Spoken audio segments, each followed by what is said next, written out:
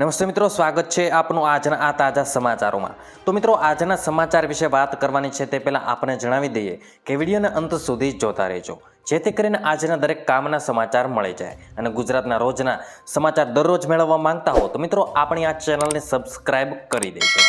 તો મિત્રો, વાત કરીએ આજના પ્રથમ સમાચારને લઈને તો નવા વર્ષની સૌથી મોટી ભેટ। મોદી સરકારે નાના દુકાનદારોને નવા વર્ષની ભેટ આપી છે। આ ભેટ 2 કરોડ રૂપિયા સુધીના કરદાતાઓ માટે છે। નાણાં મંત્રાલયે નિયમોમાં ફેરફારની અંગેની માહિતી તેના સત્તાવાર એકાઉન્ટ પર શેર કરી છે। આદેશ અનુસાર હવે 2 કરોડ રૂપિયા સુધીનું ટર્નઓવર ધરાવતા નાના દુકાનદારોએ જીએસટી R9 ફાઇલ કરવાની જરૂર રહેશે નહીં। આ ફોર્મ વાર્ષિક જીએસટી રિટર્ન ફાઇલ કરવા માટે ફાઇલ કરવામાં આવે છે, પરંતુ હવે આ ફોર્મ ભરવાની જરૂર રહેશે નહીં। ત્યારબાદ મિત્રો, મહત્વના સમાચાર વિશે આગળ વાત કરીએ તો ગુજરાતના 50,000 વિદ્યાર્થીઓને મળશે શિષ્યવૃત્તિ। જ્ઞાન સેતુ સ્કોલરશિપ યોજના અંતર્ગત સૌરાષ્ટ્ર સહિત રાજ્યભરના વિદ્યાર્થીઓને શિષ્યવૃત્તિની રકમ આપવાનું શિક્ષણ વિભાગ દ્વારા ચાલુ થઈ ગયું છે। મુખ્યમંત્રી જ્ઞાન સાધના અને જ્ઞાન સેતુ સ્કોલરશિપ યોજના અંતર્ગત 50,000થી વધુ બાળકોને તબક્કાવાર સ્કોલરશિપ પર વિદ્યાર્થીઓના બેંક ખાતામાં સીધી જમા કરવામાં આવશે।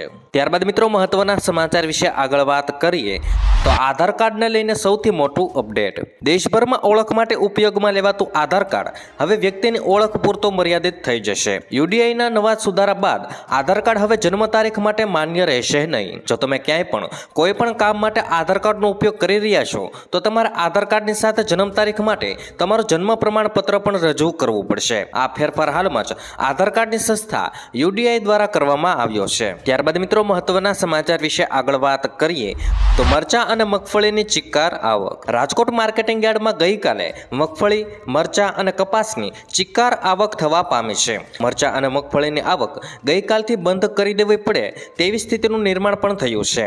બીજી તરફ ગોંડલ માર્કેટિંગ યાર્ડમાં પણ ગઈકાલે લાલ મરચાની 50,000થી વધુ ભારેની આવક થતાં યાર્ડ મરચાથી ઉભરાઈ ગયું હતું। ભાવ પણ સારા મળી રહ્યા હોવાના કારણે ખેડૂતોમાં ભારે રાજીપો જોવા મળી રહ્યો છે। ત્યારબાદ મિત્રો, મહત્વના સમાચાર વિશે આગળ વાત કરીએ તો અંબાલાલ પટેલની ફરી મોટી આગાહી। હવામાન નિષ્ણાંત અંબાલાલ પટેલે ફરી મોટી આગાહી કરી છે।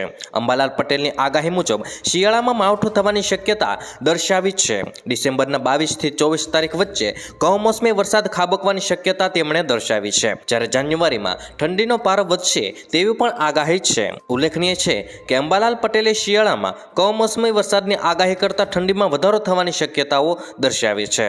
ત્યારબાદ મિત્રો, મહત્વના સમાચાર વિશે આગળ વાત કરીએ તો ડુંગળીના ભાવને લઈને કૃષિ મંત્રી રાઘવજી પટેલનું નિવેદન। મિત્રો, કૃષિ મંત્રી રાઘવજી પટેલે કહ્યું છે કે જે પરિસ્થિતિ ડુંગળીની નિકાસબંધીના કારણે ઉદ્ભવી છે અને જેના પરિણામે ખેડૂતોને જે ભાવની સમસ્યા ઊભી થઈ છે તે અંગે કૃષિ મંત્રી રાઘવજી પટેલે ભારતના કૃષિ મંત્રી તેમજ ગુજરાતના મુખ્યમંત્રી ભૂપેન્દ્ર પટેલનું ધ્યાન દોર્યું છે। મિત્રો, ડુંગળીની નિકાસ પર પ્રતિબંધ મૂકતા ખેડૂતો સરકાર પર રોષે ભરાયા છે। પરિણામે રાજ્યમાં ઠેર ઠેર વિરોધ પ્રદર્શન થઈ રહ્યું છે।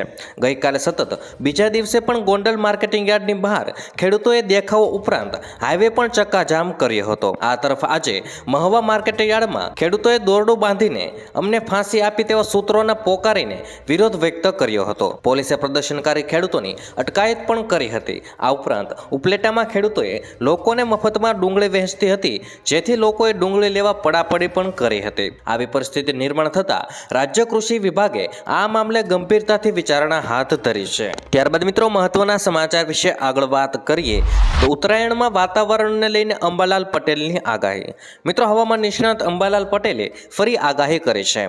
ઉત્તરાયણ આસપાસ વાતાવરણમાં પલટો આવશે તેવી શક્યતા દેખાઈ રહી છે। 14 અને 15 જાન્યુઆરીએ વાદળછાયું વાતાવરણ જોવા મળશે અને 15 જાન્યુઆરી મધરાતથી પવનનું જોર વધવાનું છે અને 16 અને 17 જાન્યુઆરીએ પવનનું જોર વધુ રહેશે અને 5 થી 6 જાન્યુઆરીએ પણ હવામાનમાં પલટો દેખાશે અને મિત્રો 11મી જાન્યુઆરીએ ઠંડીનો ચમકારો વધવા લાગશે એવી આગાહી અંબાલાલ પટેલે વ્યક્ત કરી છે। ત્યારબાદ મિત્રો, મહત્વના સમાચાર વિશે આગળ વાત કરીએ તો સરકારી યોજના હેઠળ સસ્તું સોનું। સોવરિન ગોલ્ડ બોન્ડ સ્કીમ 2023 અને 24ની સિરીઝ 3 આજે લોન્ચ થઈ છે। 22મીએ આ સિરીઝ પૂરી થવાની છે અને આરબીઆઈએ બોન્ડ માટે 1 ગ્રામ સોનાની કિંમત 6,199 રૂપિયા નક્કી કરી છે। તો ઓનલાઈન અરજી કરે છે અને ડિજિટલ પેમેન્ટ કરે છે તેમને ગ્રામ દીઠ 50 રૂપિયાનું ડિસ્કાઉન્ટ મળવાનું છે।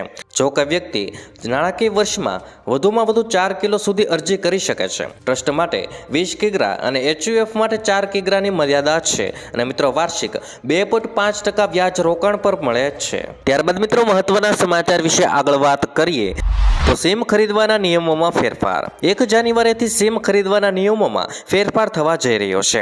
1 જાન્યુઆરી પછી નવું સિમ કાર્ડ ખરીદવા પર કસ્ટમરને ફક્ત KYC માંથી પસાર થવું પડશે. નવા નિયમો હેઠળ સરકારે ટેલિકોમ કંપનીઓ માટે ફ્રેન્ચાઇઝ વિતરકો અને પોઈન્ટ ઓફ સેલ એજન્ટોને નોંધણી ફરજિયાત બનાવી છે. ટેલિકોમ ડીલરો અને એજન્ટોને આ રજીસ્ટ્રેશન માટે 12 મહિનાનો સમય મળશે. ત્યારબાદ મિત્રો મહત્વના સમાચાર વિશે આગળ વાત કરીએ તો ગેસ સિલિન્ડર પર સબસિડી માટે KYC ફરજિયાત. મિત્રો હાલમાં ઘરેલું વપરાશ કરતા LPG ગેસ સિલિન્ડર ઉપર સરકારની યોજના મુજબ સબસિડી રૂપે ગ્રાહકના ખાતામાં રકમ જમા થઈ રહી છે. પરંતુ 31 ડિસેમ્બર પછી જેમણે આધાર કાર્ડથી ગેસ કનેક્શનનું KYC કરાવ્યું હશે તેના ખાતામાં જ સબસિડી જમા થશે. સરકારે તમામ ગ્રાહકો માટે KYC ફરજિયાત બનાવી દીધું છે અને આધાર કાર્ડની KYC ની કામગીરી ગેસ એજન્સીના કર્મચારીઓને કરવાની રહેશે. ત્યારબાદ મિત્રો મહત્વના સમાચાર વિશે આગળ વાત કરીએ તો ખેડૂતો સાવધાન થઈ જજો. મિત્રો પરેશભાઈ ગોસ્વામીની આગાહી મુજબ ઉત્તર ભારત પરથી 15 અને 16 ડિસેમ્બરે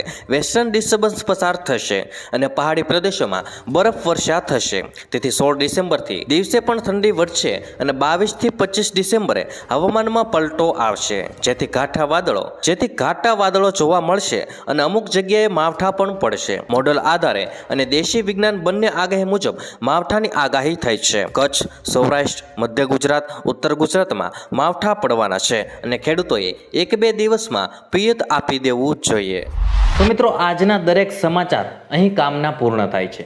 આપને કહેવા લાગ્યા એ કોમેન્ટ બોક્સમાં જણાવી દેજો અને વિડીયો કામનો લાગ્યો હોય, સમાચાર ઉપયોગી લાગ્યા હોય તો મિત્રો આ વિડીયોને એક લાઈક કરી દેજો, જેથી કરીને અમને પ્રોત્સાહન મળતું રહે અને દરરોજના ખેડૂતને લગતા, હવામાનને લગતા અને ગુજરાતમાં પળે પળના સમાચાર મેળવવા માટે ગુજરાતની આ ચેનલ તાતની વાતને સબસ્ક્રાઇબ કરી લેજો, જેથી કરીને ગુજરાતની દરેક અપડેટ્સ તમને મળતી રહે.